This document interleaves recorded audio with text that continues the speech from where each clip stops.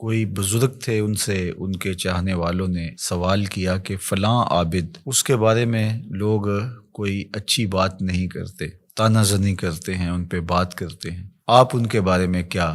رائے رکھتے ہیں؟ تو انہوں نے جو جواب دیا وہ بہت خوبصورت تھا اور یہ ضرب المثل بن گیا۔ گفت بولے بر ظاہرش عیب نمی بینم و در باطنش غیب نمی دانم، کہ ان کے ظاہر میں تو میں کوئی عیب نہیں دیکھتا، اور جو ان کا باطن ہے اس کو میں اس لیے نہیں جانتا کہ میں کوئی غیب دان نہیں ہوں کہ میں یہ دعویٰ کروں کہ میں ان کے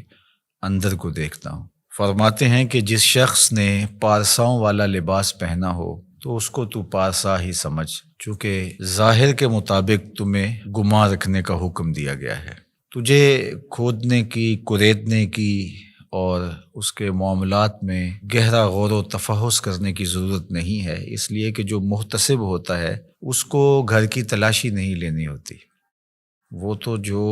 چیز سامنے آتی ہے اس کے مطابق ہی اس کا احتساب کرتا ہے۔ تو اگر یہ ہمارے رویے اور ہمارا طرز زندگی اور ہمارا انداز معاشرت اس طرز پر آ جائے جو ہمارے بزرگوں کا طریق تھا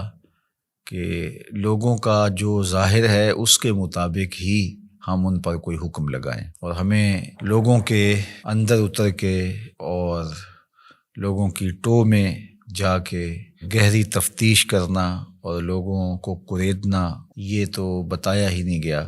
لا تجسسوا، ہمیں تو یہ کہا گیا ہے کہ تم جاسوسی نہ کرو۔ تو آج ہمارے جو رویے ہیں وہ بالکل اس کے برعکس ہیں۔ ہم وہاں تک اتر جاتے ہیں لوگوں کے حوالے سے اور بدگمانیوں کو پھر پالتے ہیں، اور پھر ان بدگمانیوں کے مطابق اپنا ذہن بنا لیتے ہیں اور پھر باقاعدہ اس کو آگے منتقل کر دیتے ہیں۔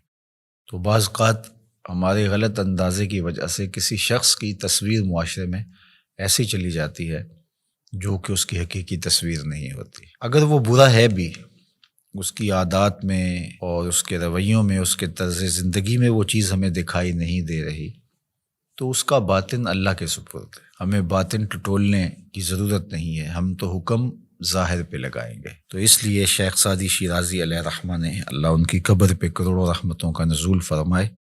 انہوں نے اس حکایت کے اندر بزرگوں کا خوبصورت کردار بیان کیا ہے کہ تم لوگوں کے ظاہر پہ نظر رکھو، اور جو تمہاری رائے ہے وہ ان کے ظاہر کے مطابق ہی ہونی چاہیے، اور ان کو کرید کر کے اور ان کے معاملات کے اندر بہت آگے جا کر کے ان کو تلاش کرنے کی کوشش نہ کرو۔ ہمارے صوفیہ نے ایک بڑی خوبصورت بات کی ہے، وہ فرماتے ہیں کہ اگر تمہیں عیب دیکھنے کا شوق آ جائے تو اپنے اندر اتر کے دیکھ لو، کیونکہ تم جو دیکھو گے تمہارا اپنا ضمیر اس کی نفی بھی کر سکے گا اور اس کا اثبات بھی کر سکے گا، اور اگر تمہیں خوبی دیکھنے کا شوق ہے تو وہ دوسروں کے اندر دیکھو، دوسروں کے اندر خوبیاں دیکھو گے تو ان کے بارے میں تمہارا گمان اچھا ہوگا جس سے تم اجر پاؤ گے۔ اپنی خوبیاں دیکھنے لگو گے تو تکبر پیدا ہوگا، ریا پیدا ہوگی، اوروں کی خوبیوں سے ان کے بارے میں حسن ظن پیدا ہوگا جو نیکی ہے۔ تو جب خوبیاں دیکھنا چاہو تو پھر اوروں کی خوبیاں دیکھنے کی کوشش کرو، اور جب عیب ڈھونڈنے کا شوق آ جائے، تمہارے مزاج میں ہے کہ ہم نے کوئی عیب ہی تلاش کرنے ہیں، تو پھر اپنے اندر اتر کے